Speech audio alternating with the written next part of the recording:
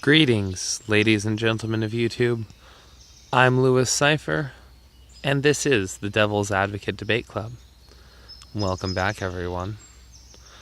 Today I'd like to talk to you a little bit about an argument I had on Twitter with a few people, including a couple of gals who claim to be contributors for the Young Turks, at least one of whom seems to be pretty legitimate, and about marriage and government's role in it. Now, marriage is, and always has been, a religious institution. It's been argued to me recently that it was initially a way to control women. There might be some validity to that, but these days it comes with a slew of rights and benefits from the government for the partners. So, in a way, it's a failure of a separation of church and state. Now, the people that I'm talking to would like to see churches not necessarily abolished, but they'd like to see them gone because they think that religion is evil. I don't go quite that far. However, I would like to keep government and religion out of each other's business. I think the separation of church and state is a good thing. And marriage has been, as a religious institution, very, very deeply tied to government institutions for a long time. So how do we change that? Well, that would probably be hard. But as to what do we change? Well, we'd have to get government out of religion. As soon as I suggested that government shouldn't be involved in marriage, they flipped out and said that I was trying to give control of who could and couldn't be married back to the religious communities, that this was proof that I was far right, and, oh God, that it was an attack on the LGBTQ community that would lead to segregation and further discrimination. It was really quite amazing, because I had said and believe none of that. What I actually want is for the government to hand out no benefits from marriage, the religious institution of it.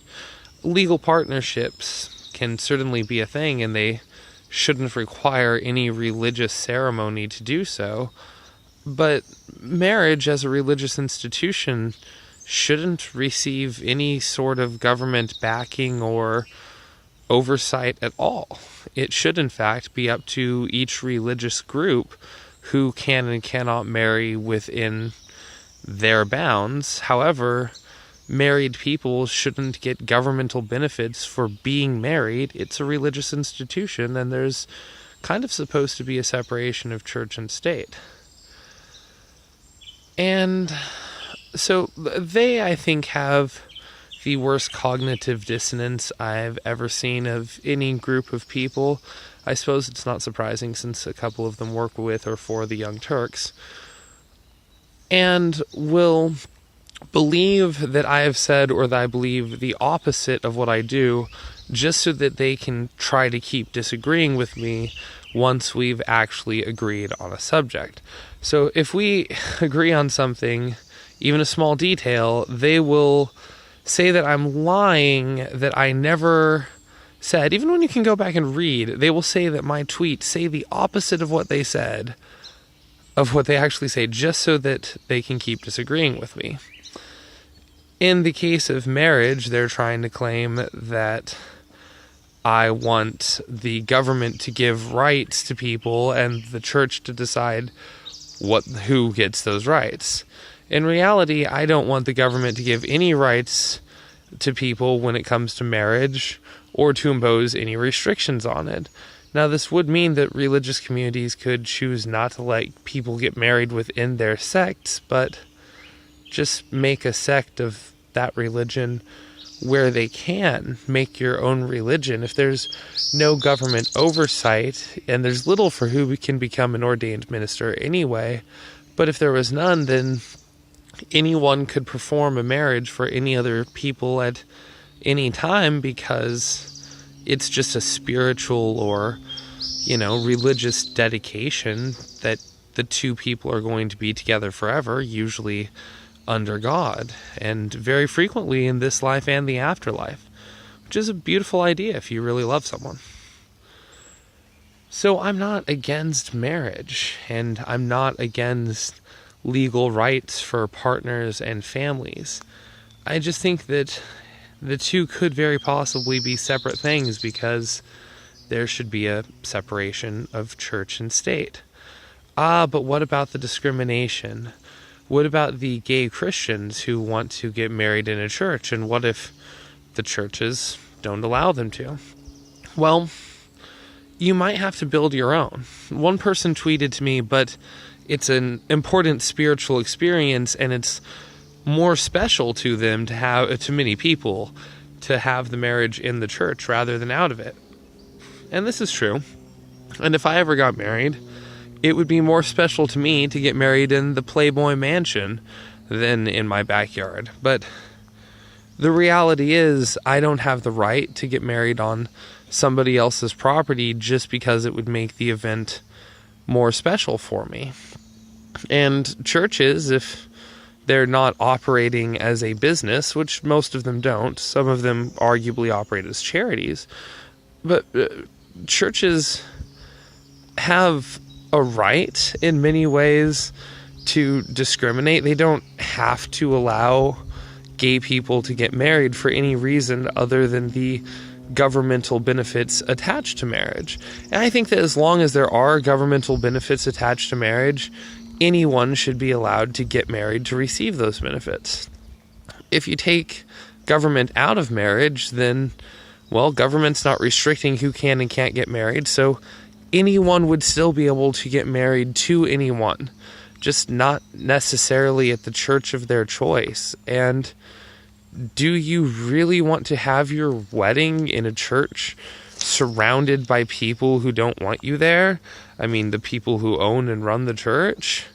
It just seems like a weird choice to me. So, I would like to see government completely out of religion, not just marriage. This means that the tax breaks religious institutions get just for being religious institutions might go away. Because, as I understand it, the reason for giving religious institutions those tax breaks in the first place primarily was the charity that these religious institutions did and do, which is fine. I actually like the idea of tax breaks for charities. I think there are quote-unquote non-for-profit charities that take advantage of these things, and that people sometimes scam the people and the government and become rich through loopholes in the system, and that definitely needs to be addressed. But overall, tax breaks for charities are a good thing, because helping people help people helps us all.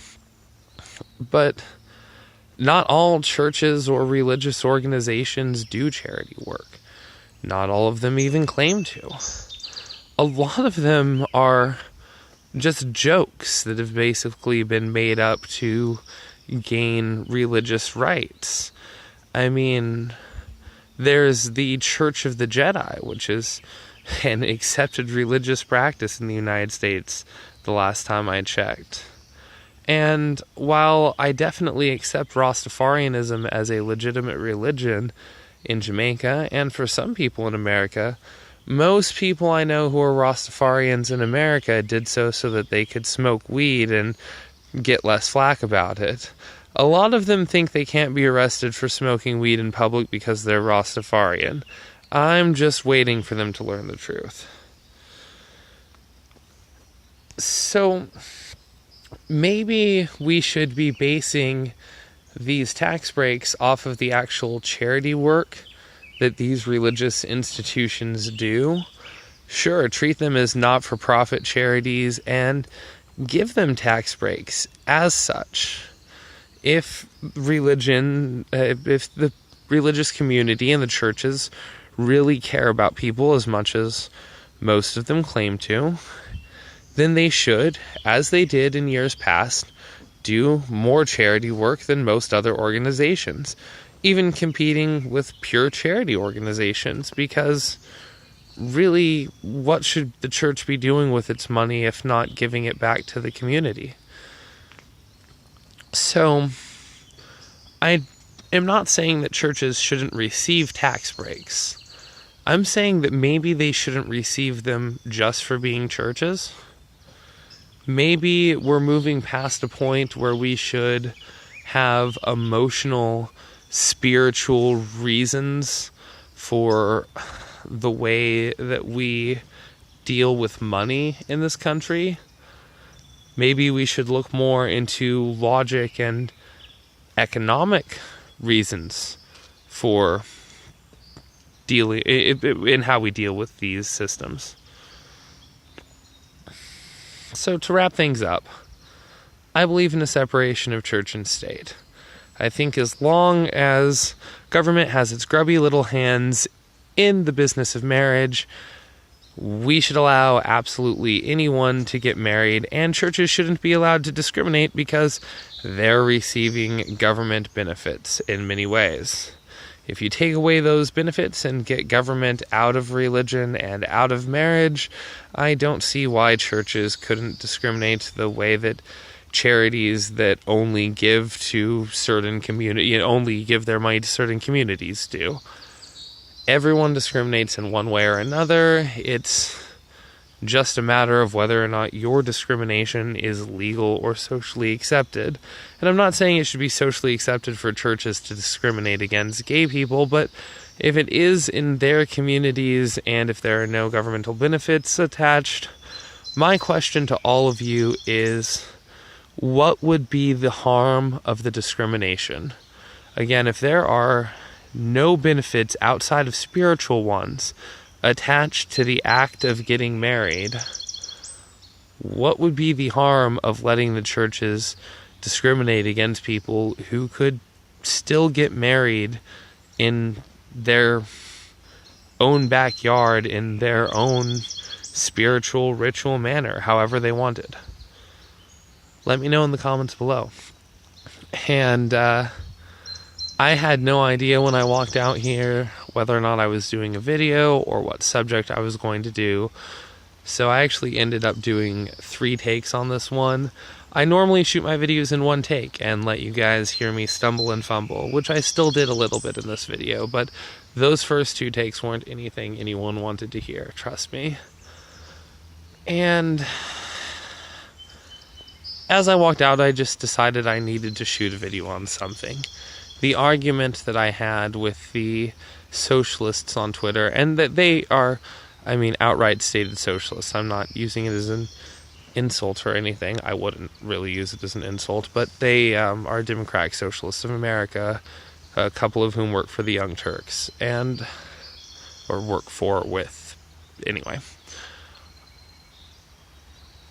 And we'd been arguing about this subject, and their reactions to what I said were just so bizarre. So insanely fearful. Just that, no, we can't let the government lose control, because then religious communities will do all these horrible things, all because we got government out of marriage. And they tried to put words in my mouth. They tried to say that I'd said the opposite of what I'd said. It was Orwellian levels of cognitive dissonance. And I don't get really upset or angry on Twitter, but the more I think about this group of people, the more it shakes me to my core that something that was one of the first pieces of fiction to ever bring a tear to my eye for reasons that didn't have to do with the character dying, but to do with the harsh realities of the world that we live in. It shows how jaded I am and how old I've gotten, that it's not enough to bring a tear to my eye now to see that level of cognitive dissonance is becoming a reality, but it certainly still shakes me. Anyway, make sure to let me know what you think in the comments below, whether you agree or disagree with me. But really, especially if you disagree, or if you're one of my regular commenters. And I'll try and do a scripted video next week, probably 2. I've got a few ideas for them. It's just been a long and crazy ride this year, so thanks for bearing with me. Don't forget to like and subscribe. As always, I'm your host, Cipher, and thank you for watching the Devil's Advocate Debate Club.